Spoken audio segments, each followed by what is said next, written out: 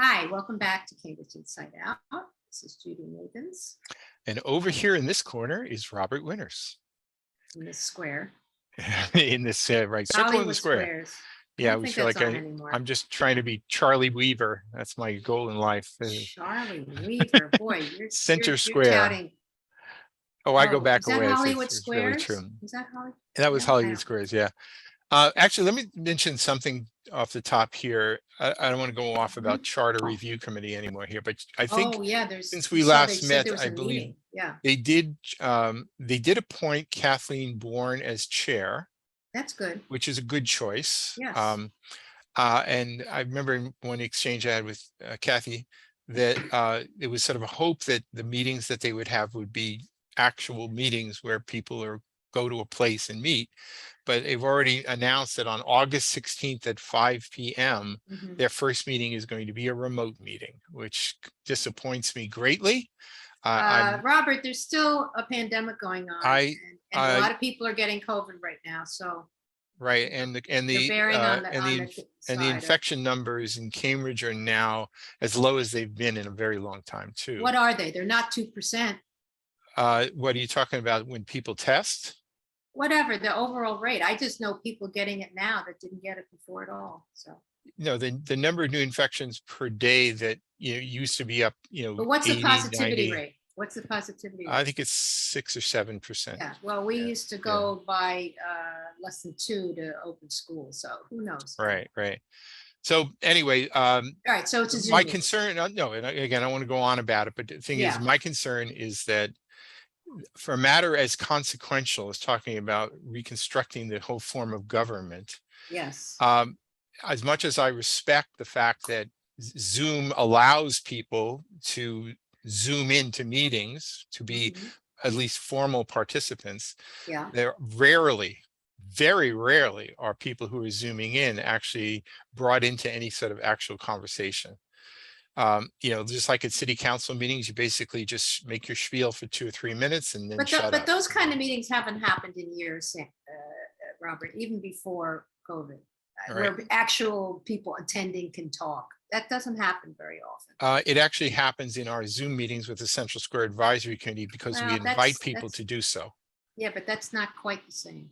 I don't know. Right, but the thing is, it is an example of if you are going to have meetings in Zoom, you do at least try to get people who have something substantial to add to actually be participants. Well, maybe down the line, but I think as their first meeting, they haven't even met each other. I think it's one thing if this is going to be an organizational meeting, then I'll it's more introductions and review than anything else, but we'll see where it goes from there. But I'll tell you, if they continue to do this remotely, I'm going to be extraordinarily disappointed. But we'll see how it goes. Let them know. I most certainly will. Yeah. Let's see. So a business that actually took place at.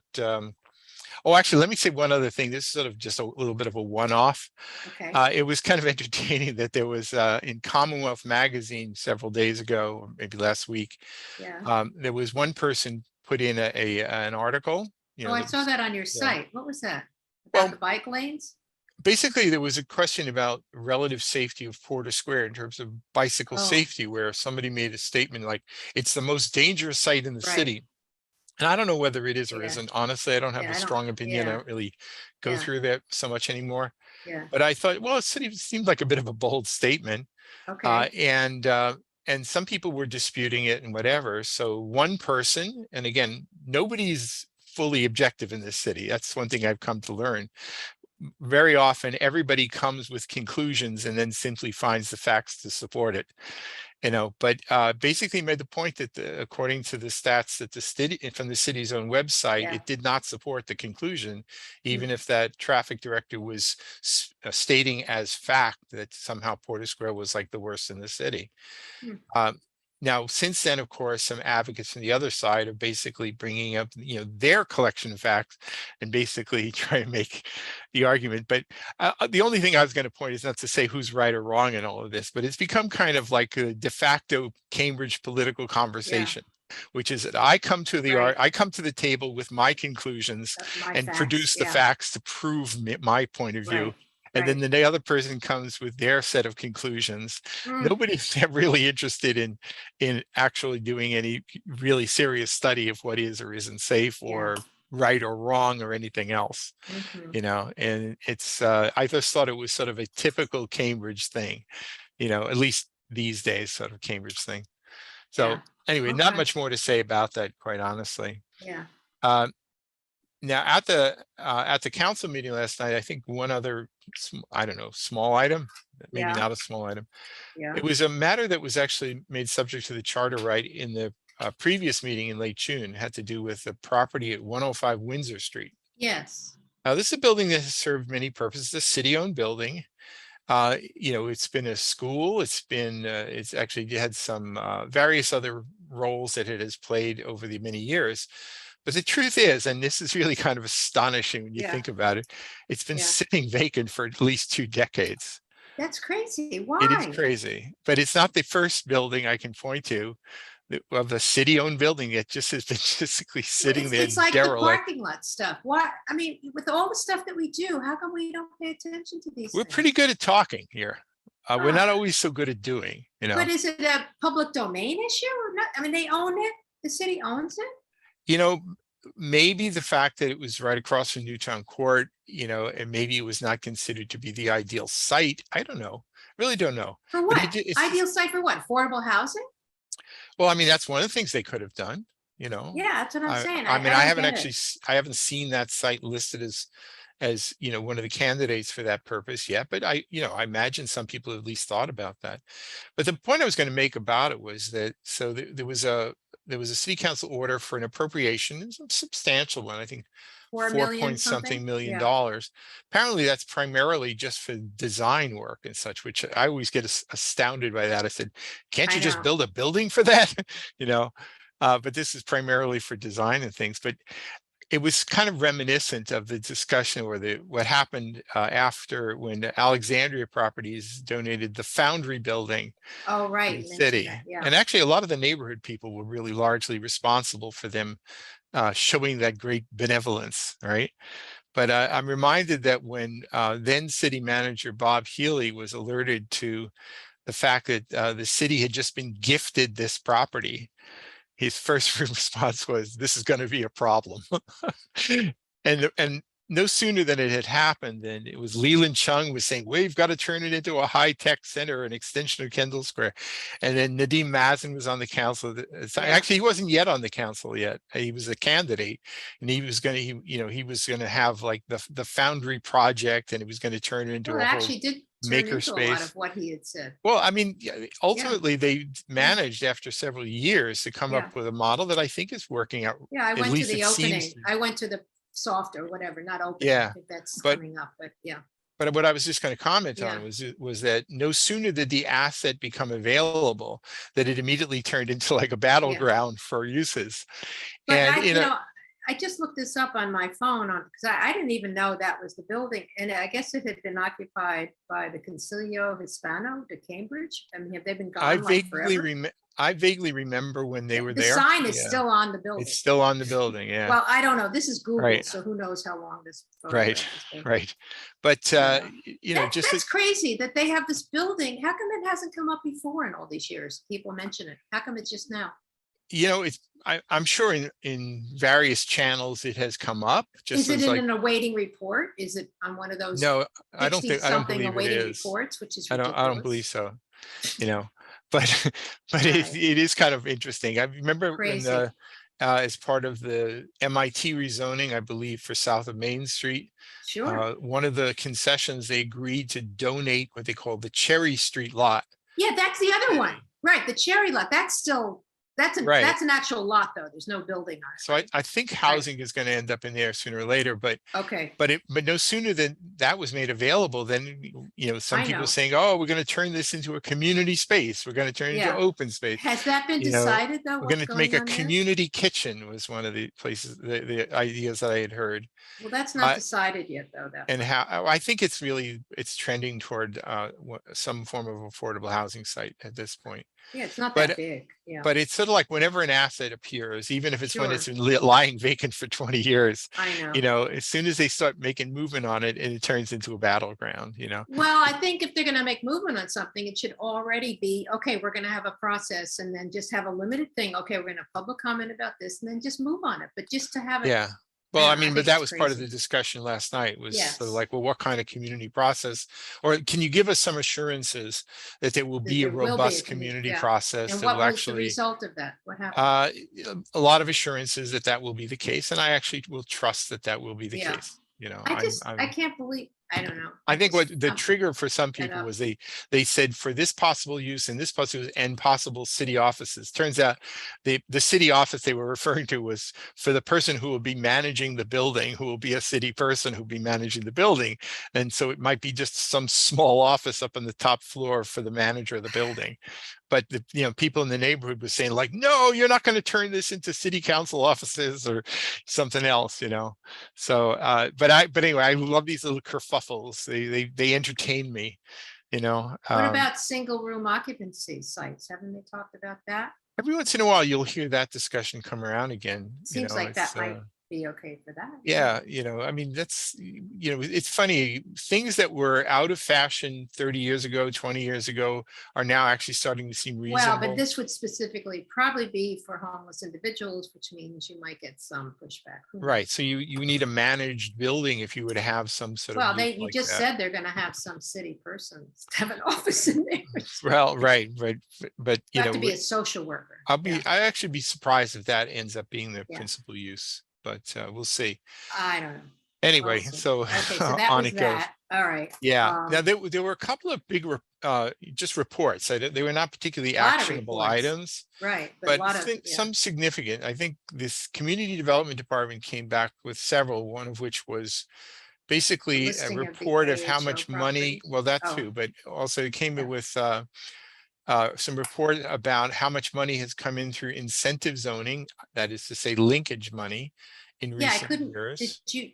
you're the math person. What did you gather from that one? Well, I mean, the leading up till today is just basically Right. you just keep Brought in money. pull in the Definitely brought record in and money. you bring in a certain amount of money. Maybe it's on the order of $10 million a year or something. But then it was sort of curious. They were also anticipating how much money would be coming in from new development through incentive zoning, Right. which primarily, at least the way they do it now, goes toward affordable housing, however you choose to define that. Mhm. And and then it was like a big bump. So I think the coming fiscal year it was like 11, and then it was going to go up to 30 some odd million. But apparently Yeah. that's only because some large projects are going to be coming online with their certificates of occupancy, and Oh, the incentive payments are done at that point. So they were okay. basically, it'll be the timing is such that that's when that money will come in. Hmm.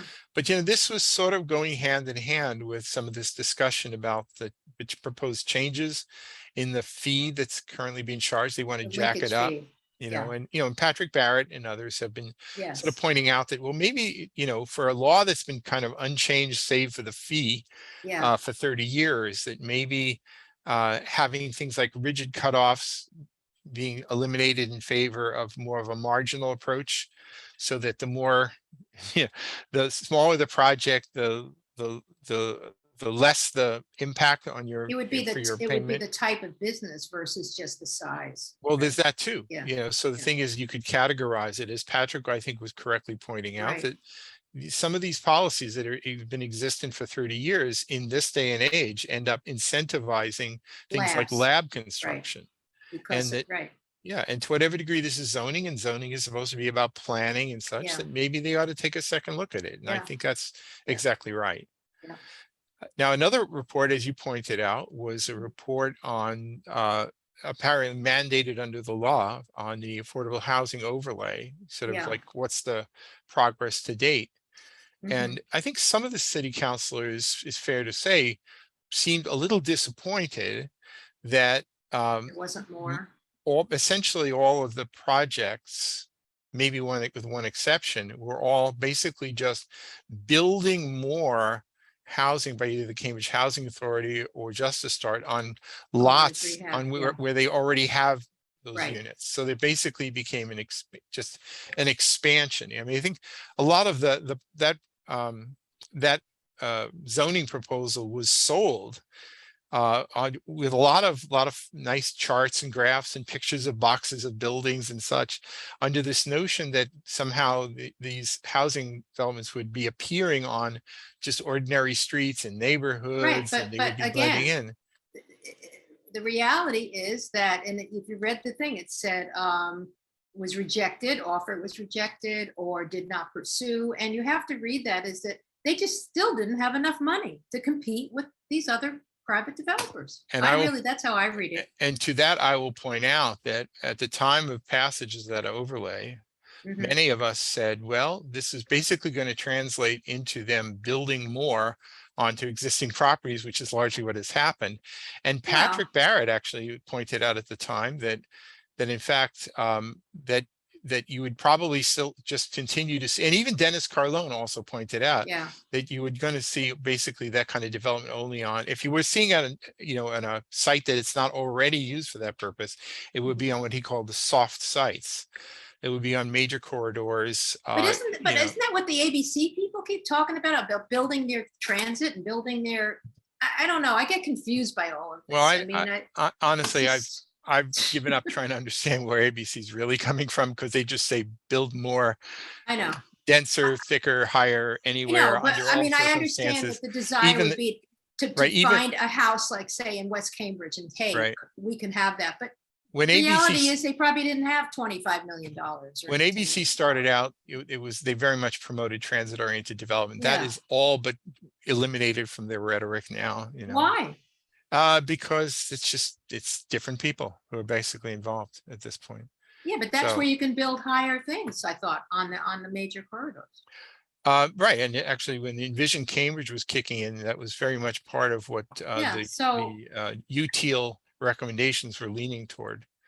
And so if they want more housing, you still have to build up. Right, but you can't, in spite of people's good intentions, you can't simply obliterate economics. I mean, the thing is that if there is a site that's, I think Patrick and others have pointed out that, that any dreams, even on that missing middle proposal, if you think they're basically going to be building in the modern equivalent of a triple decker, you're just not paying attention. No. Because what'll happen is they're going to basically take a two-family site, be given this extra buildable, and they're going to build one fine single family home on there. Or they'll build 3 cubes, which is actually cheaper than building, well, a condo type developer could do something like that too. Yeah.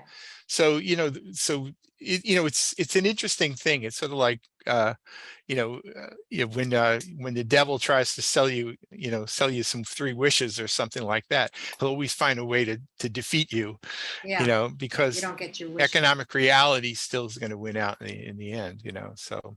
But anyway, I thought it was interesting that some of these reports were coming due. There was a third one actually, which I kind of left feeling somewhat deflated by it, but it had to do with home ownership possibilities as sort of part of whole portfolio of affordable housing opportunities that the city is supposedly promoting. And I mean, maybe I'm going to go out on a little limb here and say, I felt like, the people in community development department, reading between the lines, like they don't seem to want to promote that much at all.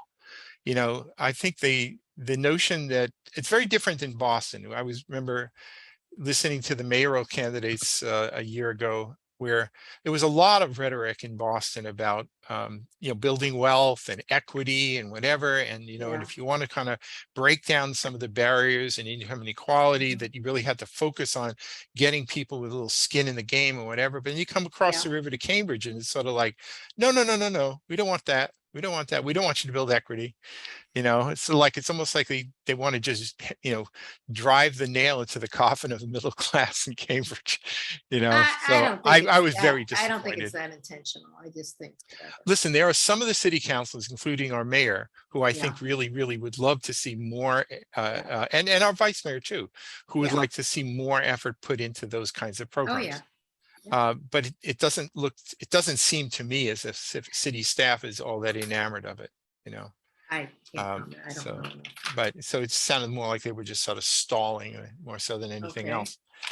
You know, another big item that's you know, whither this goes, who can say? Had to do with the city's, not city, the MBTA is doing these sort of big Oh, the bus bus reader. redesign, Yeah. and you know, I think when the report first came out, people said, "Oh, wow, these are some pretty cool things. They're extending the 70 bus. They want to, you know, turn the 47 bus so you can go all the way down, or the equivalent. They're going to get rid of the 47 bus. Yeah, I know. What's going to replace the 47? There was supposed to be a bus that will actually can take you from somewhere like, if I'm not mistaken, Porter Square all the way down to Forest Hills T Station in one Yeah, but what continuous about ride. Central Square? Is there a bus in Central Square that will It would take go, you? no, it would go through Central Square and Oh, then okay. follow the 47 route. So it would All right. basically, So what's wrong with that?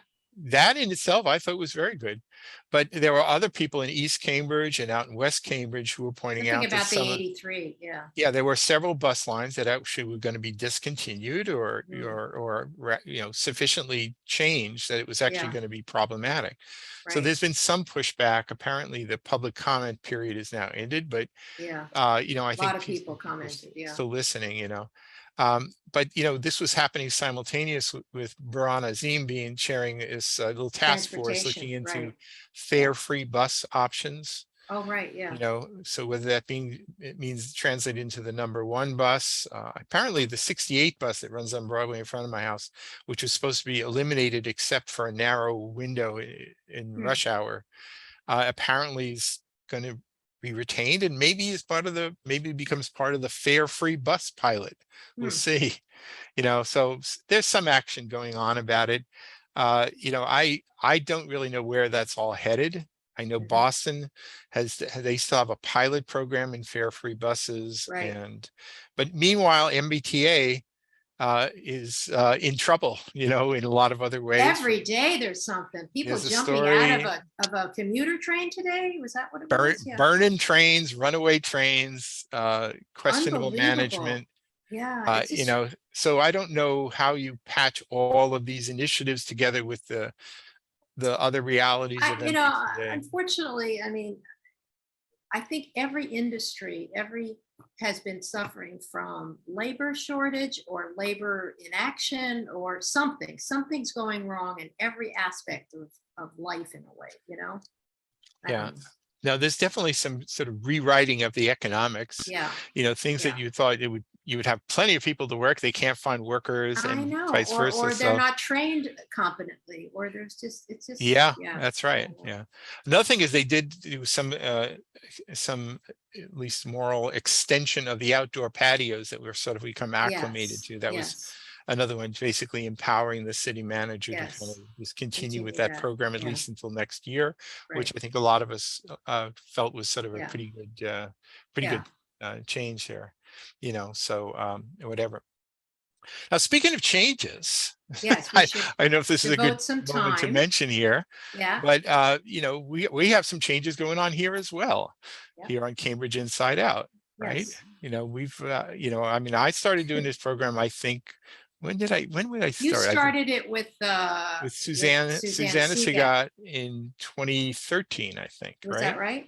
So we did it for like a year. This is my 7th year, so whenever she left, I came on. So well, actually, what we did is we went for about a year. I think we did 80 half-hour shows, and then we took and then you didn't almost have a year of a hiatus, and then I put out the word if anybody else would be so it's interested. 2015. September 2015 is when I that's came right, on board. and that's when you stepped forward and said, "So I'll do it. I'll do that extra half hour so you can have an hour to talk." Right. But anyway, and that basically the news is that, as you know, all good things must come to an end, right? 7-year itch, as they say. 7-year itch. Yeah. So I mean, I'll continue. Leaving, I will continue to be here, but Judy will be maybe.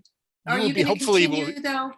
I think I will continue, but you know, With who, and I mean, in what format? You're still figuring not that sure, out, not or? really Yeah. sure. I mean, I will probably start for a little while asking some of the regulars, like people like Patrick Barrett, to kind of fill in until we Yeah. come up with, you know, sort of Okay. whatever the next phase should be. But Iteration, or you could, yeah, I mean, it doesn't have to be the every other. You could, you have yeah, some options here, right? we'll figure something out here. Okay. But you know, And I think I'm it sure was. you'll let all your people know on Twitter and Facebook and all your social media outlets as well. Oh yeah, So, yeah. yeah. I mean, part of me be happy just say, hey, Patrick, can you just sort of fill in for a while or whatever. But Yeah, I think well, he's a I busy guy talked to, too, but yeah. but I talked to Patrick too, and he said we have this sort of notion of maybe we'll just try and we get like a little small circle of people who will kind of share those Well, that would be roles. great. I'm looking Yeah, forward to it, but I mean, it could be a whole the, new kind of show too. if there's Yeah. anybody out there who has Yeah, if you want to just some sort follow of the city interest, council yeah. and watch all those meetings, be Well, that involved, I mean, it good for doesn't have to you. be always just that. I mean, that's in a way that's sort of I No, think but is sort of a to useful keep up with function. your knowledge and your, you know, you're the insider there. I think it's important to know what's going on in the city. You know? No, I agree. And, it's to whatever degree we can provide the service to people, I'm happy to continue doing Yes. it. But, All one of the right. things I always like to do too, and maybe I'll do some more of this in the future, was, Mhm. there are some sort of historical things that I'd love to actually do some programming on, as well as But that means you have to do it, you pre-recorded. got a lot more homework involved. It's true. Yes. No, but also you could do it in your own time, and then you could have a special, I mean, you have no problem advertising your shows. It's just coordinating. Yeah, If you want it on CCTV and all, you'd have to coordinate that. that's right. So it That's right. sounds like you're going to continue Cambridge Inside Out every other week with just rotating hosts. Is that what you're going to do? I think that For that now. would be the Okay. intention here, and Right. we'll see where it goes. I'm sure you'll let people know if Oh it's. yeah, yeah, Yeah. and we'll see what I'll happens. watch. I'll Right? watch. Yeah. So anyway, there's always things to be noted, Yes. Right. and All right. It's coming to the advice to end of be our offered, time. or Yes. both good and bad. Yes. People to be made happy and people to get Right. teed off too. So I know. so as And long good as luck to our new city manager. and I that's wish him the right. best coming on, and to you too, Robert. But I will see you around either at my window or somewhere. Okay. That's right. That's right. Yeah. Or maybe Right. perhaps just At a as walk. Yeah. on a walk or Or at a a hike. local Yeah. beer garden or something. So Oh, maybe. Yeah. anyway, on that note, so All see right. you Thank until you for next thing. everybody for watching. Take care. Bye bye. Bye.